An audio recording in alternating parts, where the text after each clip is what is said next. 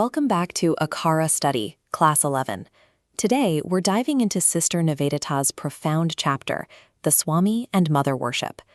This is the Swami Vivekananda the world usually remembers, a towering intellectual, a brilliant philosopher, and a master of Advaita Vedanta, the ancient Indian philosophy that teaches God is ultimately a formless, universal spirit.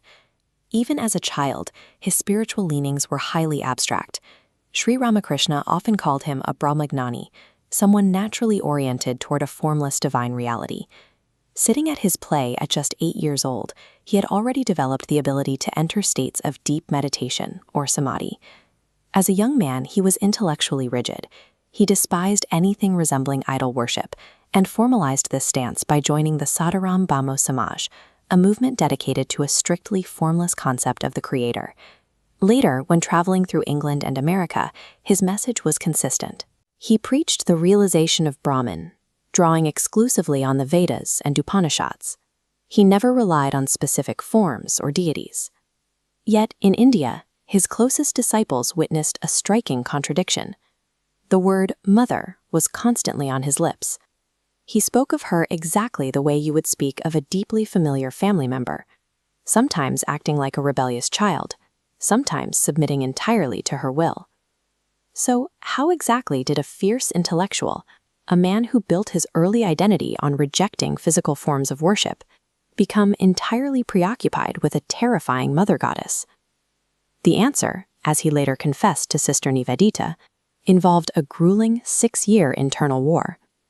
He spent years actively fighting against accepting Kali and all the rituals associated with her. Looking at this photograph of his guru, Sri Ramakrishna, it's hard to imagine the friction between them. At first, Vivekananda viewed his master with harsh skepticism, dismissing him as a brain-sick baby who was simply obsessed with hallucinations and visions. What finally broke his intellectual resistance was a period of severe personal misfortune. He hit a wall in his life, and that vulnerability created an opening. It was the exact opportunity Ramakrishna needed to intervene. This structure is the Dakshineshwar Kali temple, where that intervention culminated. Ramakrishna dedicated his young disciple to the mother.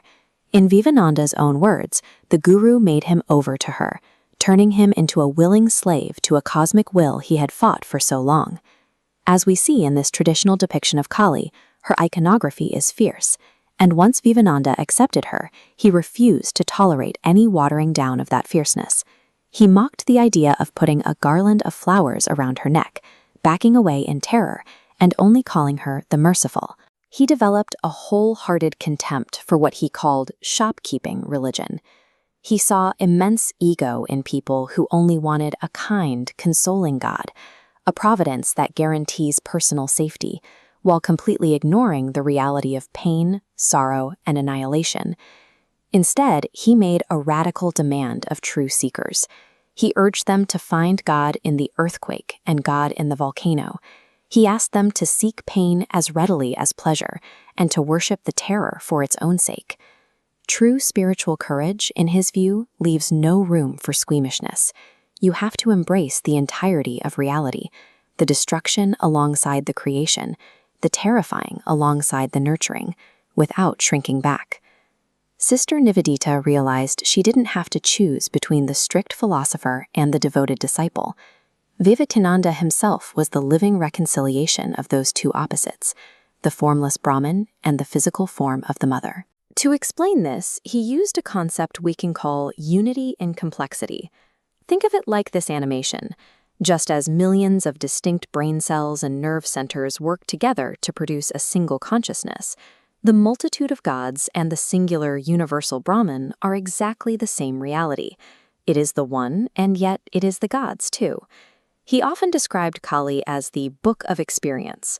To read this book, a soul has to turn page after page, living through the struggles, the victories, and the defeats of the physical world. You cannot skip to the end. Going actively through these worldly experiences, facing the mother's trials, is the only way a person can eventually reach the profound peace and inaction of the formless Brahman. Nivedita noted that as his life drew to a close, he had turned the final page. After enduring a lifetime of fierce internal and external struggles, he was able to rest like a weary child in the arms of the mother, understanding that all of it had been but a dream. Ultimately, true wisdom isn't found by hiding from life's terrors. It is found by stepping directly into them, experiencing them fully, and using them to transcend the physical world entirely. If this breakdown of the Swami and Mother-Worship helped you understand the chapter better, make sure to hit the like button. Share this video with your classmates and subscribe to Akhara Study for more Class 11 English breakdowns. See you in the next one.